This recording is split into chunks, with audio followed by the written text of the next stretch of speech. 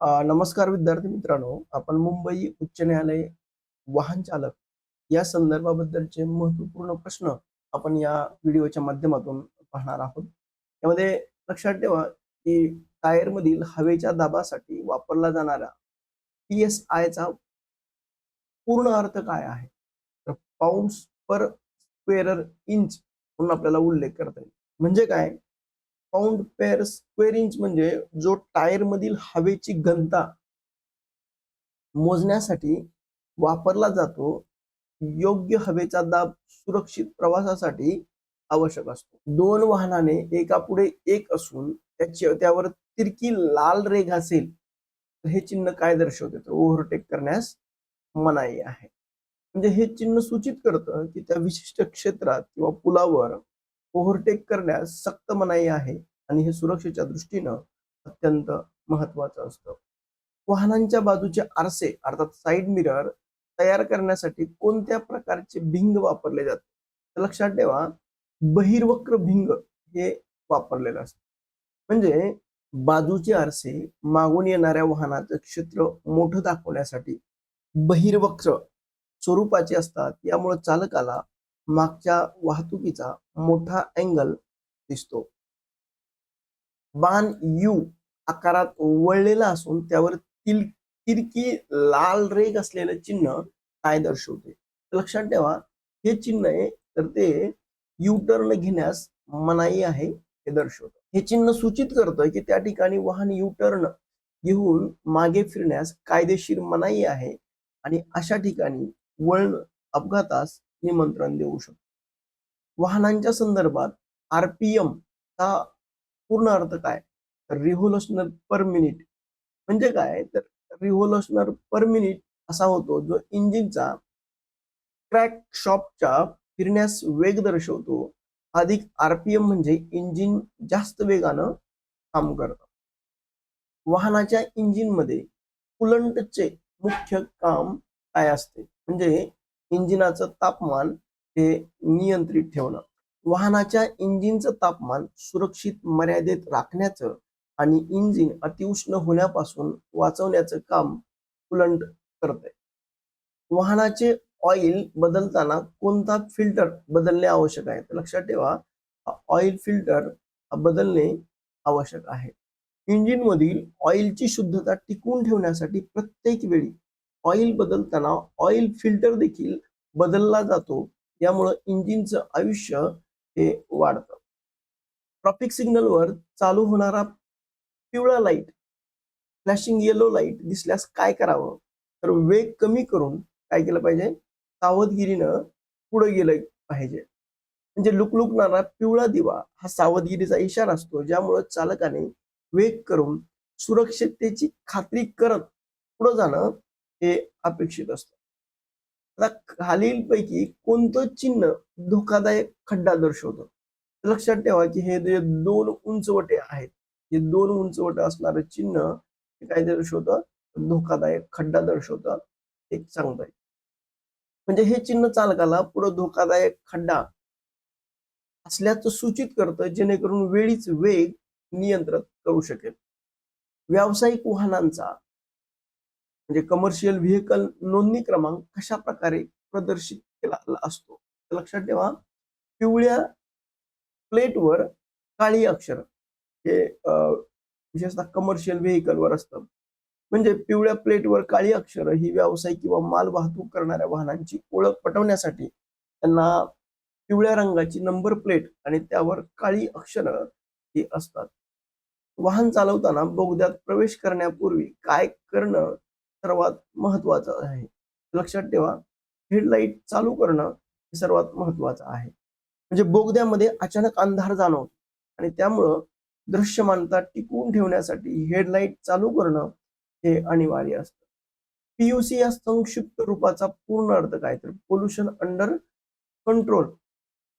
म्हणजेच pollution under control, जे वाहनातून होणारं उत्सर्जन मर्यादित असल्याचं प्रमाणपत्र असतं. खालील रस्ता चिन्ह काय दर्शवते? म्हणजे चित्रात वाहनांची भारक्षमता ही दर्शवलेली आहे. म्हणजे ज्याला आपण काय म्हणतोय, वजन मर्यादा. म्हणजे 17 टन, 27 टन, 38 टन ही लोड लिमिट याच्यातून दर्शवलेली आपल्याला दिसते. म्हणजे हे चिन्ह त्या रस्त्यावरून किंवा त्या पुलावरून जाणाऱ्या वाहनांची जास्तीत जास्त वजन मर्यादा म्हणजे अर्थात लोड लिमिट हे दर्शवतं. भारतात मोटार वाहन कायदा प्रथम कोणत्या वर्षी अस्तित्वात आला? तर लक्षात ठेवा, हा 1988 मध्ये अस्तित्वात आला. भारतात रस्ते वाहतुकीचं नियमन करणारा मुख्य कायदा 1988 मध्ये पहिल्यांदा मंजूर झाला. भारतीय दंड संहितेच्या IPS कोणत्या कलमानुसार धोकादायक रीतीनं वाहन चालवणं गुन्हा आहे? कलम 279 नुसार गुन्हा आहे. कलम 279 नुसार सार्वजनिक ठिकाणी लोकांच्या जीवितास धोका होईल अशा बेदरकारपणे वाहन चालवण्यावर कारवाई केली जाते. मोटार वाहनांमध्ये खालीलपैकी कोणती गोष्ट बाळगणं कायद्यानं निषिद्ध आहे? तर लक्षात ठेवा की सुरक्षिततेसाठी स्फोटक वा ज्वलनशील जे आहे, विशेषतः ज्वलनशील पदार्थ ते ठेवण्यास सक्त मनाई आहे, कारण अपघातात आगीचा धोका हा वाढतो. ट्रॅफिक सिग्नलवर लाल दिवा हे काय दर्शवतो? तर लक्षात ठेवा, लाल दिवा हे काय दर्शवतं? तर स्टॉप, वाहन थांबवा हे दर्शवतो. येलो हा सावधानतेपूर्वक पाहून मी जाऊ शकता आणि ग्रीनला गो म्हणून आपल्याला सांगता येईल. म्हणजे लाल दिवा म्हणजे वाहन पूर्णपणे थांबवा, जोपर्यंत हिरवा सिग्नल मिळत नाही तोपर्यंत. पांढऱ्या वर्तुळात अशा पद्धतीची तिरकी काळी रेघ असलेलं चिन्ह ही वेग मर्यादा समाप्त आहे हे दर्शवतं. या चिन्हाचा अर्थ यापूर्वी लागू केलेल्या सर्व वाहतूक निर्बंध किंवा वेग मर्यादा आता संपली आहे असा होतो. मोटार वाहन कायद्याच्या कलम 112 सेक्शन 112 अन्वये कशावर निर्बंध आहे? तर वाहन वेगाची मर्यादा किंवा स्पीड लिमिटवर आहे. कलम 112 हे चालकाने वाहनाची वेग मर्यादा ओलांडू नये यासाठी कायदेशीर तरतुदीशी संबंधित आहे. खालीलपैकी कोणते वाहन चालवताना इतर चालकांनी अतिरिक्त खबरदारी घेणं आवश्यक आहे? तर ती यल पाटी लावलेलं वाहन. म्हणजे यल पाटी असलेलं वाहन शिकाऊ चालक चालवत असल्यानं अपघाताची शक्यता टाळण्यासाठी इतर चालकांनी त्याच्यापासून सुरक्षित अंतर ठेवणं हे गरजेचं असतं. आता ABS चा पूर्ण अर्थ काय होतो? तर लक्षात ठेवा, अँटी ब्रेक सिस्टम हा त्याचा अर्थ होतो. म्हणजे वाहनांच्या सुरक्षिततेसाठी ABS ही एक महत्वाची ब्रेकिंग प्रणाली आहे. याचा अर्थ अँटी लॉक ब्रेक सिस्टम असा त्याचा अर्थ होतो. ABS म्हणजे अचानक ब्रेक लावण्यास टाके लॉक होण्यापासून वाचवते, ज्यामुळं वाहन घसरत नाही आणि हे विशेषतः पावसाळ्यात किंवा ओल्या रस्त्यावर अत्यंत उपयुक्त आहे. टोईंग करून नेणाऱ्या वाहनांसाठीची कमाल वेग मर्यादा किती आहे? तर ताशी 24 किलोमीटर ही आहे. म्हणजे जेव्हा एखादं वाहन दुसऱ्या वाहनाला टोईंग म्हणजे अर्थात खेचून नेत असतात, तेव्हा सुरक्षेसाठी वेग हा ताशी 24 किलोमीटरच्या वर हा असू नये. टोईंग करताना दोन्ही वाहनामधील अंतर सुरक्षित असावे आणि मागच्या वाहनावर स्पष्टपणे ती पाटी लावलेली असावी. कोणत्या रस्त्यावर ओव्हरटेकिंग करण्यास मनाई आहे? लक्षात ठेवा, अरुंद पूल ज्या ठिकाणी आहे त्यावेळेस ओव्हरटेकिंग करणं मनाई आहे. म्हणजे अरुंद पुलावर जागा कमी असल्यानं ओव्हरटेक करणं अत्यंत धोकादायक असतं, म्हणून तिथं ओव्हरटेकिंगसाठी मनाई असते.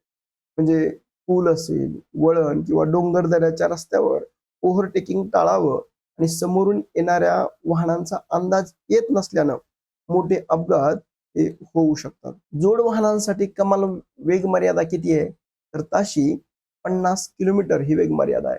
म्हणजे जोड वाहनासाठी कायदेशीररित्या कमाल वेग मर्यादा ताशी 50 किलोमीटर ही निश्चित केलेली आहे.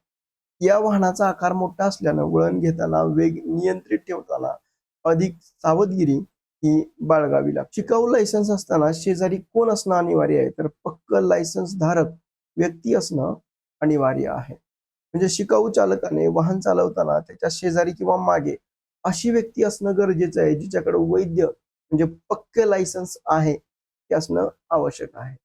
वाहनावर समोर आणि मागे लाल रंगात यल अक्षर असणं अनिवार्य आहे आणि ही खूण इतर चालकांना सावध राहण्यास मदत करते. लायसन्स निलंबित झाल्यास तो केव्हा वाहन चालवू शकतो, तर तो कधीही वाहन चालवू शकत नाही. म्हणजे जोपर्यंत लायसन्स निलंबित आहे तोपर्यंत त्या व्यक्तीला कोणत्याही परिस्थितीत वाहन चालवण्याचा अधिकार हा नसतो.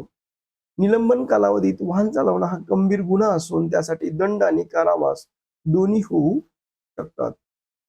1988च्या कायद्यानुसार कारसाठी वेग मर्यादा किती आहे, तर कोणतीही विहित केलेली नाही. म्हणजे मूळ मोटार वाहन कायदा 1988 नुसार कारसाठी विशिष्ट अशी वेग मर्यादा विहित केलेली नाही. मात्र स्थानिक पोलीस मर्यादा लावू शकतात. कायद्यात मर्यादा नसली तरी रस्त्याची परिस्थिती आणि हवामानानुसार वेग नियंत्रित ठेवणं हा शहाणपणा आहे. रेल्वे फाटक असलेलं चिन्ह काय दर्शवतं, तर ते रेल्वे फाटक म्हणजे जे चिन्ह रेल्वे फाटक रेल्वे गेट असल्याचं सूचित करतं तिथं सावधगिरी बाळगली गेली पाहिजे. म्हणजे या पद्धतीचं जर चिन्ह असेल तर फाटक बंद असताना खालून जाण्याचा प्रयत्न करू नका, हे जीवावर तुमच्या बेतू शकतं. विनापरवाना वाहन चालवल्यावर किती रुपये दंड आहे, तर तो 5,000 रुपये दंड आहे. म्हणजे 2019च्या नवीन मोटार वाहन दुरुस्ती कायद्याअंतर्गत विनापरवाना वाहन चालवल्यास 5,000 रुपये दंडाची ही तरतूद आहे. दंडाची मोठी रक्कम लोकांना नियम पाळण्यासाठी प्रवृत्त करते आणि रस्ते अपघाताचं प्रमाण कमी करण्यास मदत करते. वाहनं उभी करण्यास मनाई असणारी जागा कोणती आहे, तर ते आहे पदपथ. पण आपल्याला उल्लेख आहे पादचाऱ्यांच्या चालवण्यासाठी असलेल्या पदपथावर वाहन उभे करण्यास कायद्यानं काय मनाई आहे. पदपथावर पार्किंग केल्यानं पादचाऱ्यांना रस्त्यावर उतरावं लागतं, ज्यामुळे त्याच्या जीवाला धोका निर्माण होतो. ABS म्हणजे anti lock brake system, towing वेग म्हणजे ताशी 24 किलोमीटर, जोड वाहन वेग मर्यादा ही ताशी 50 किलोमीटर आणि विनापरवाना गाडी चालवणं हा 5,000 रुपये दंड आहे. विद्यार्थी मित्रांनो, तुम्हाला जर हा व्हिडिओ आवडला तुम्ही लाईक करा, शेअर करा आणि सबस्क्राईब करायला विसरू नका. Thank you.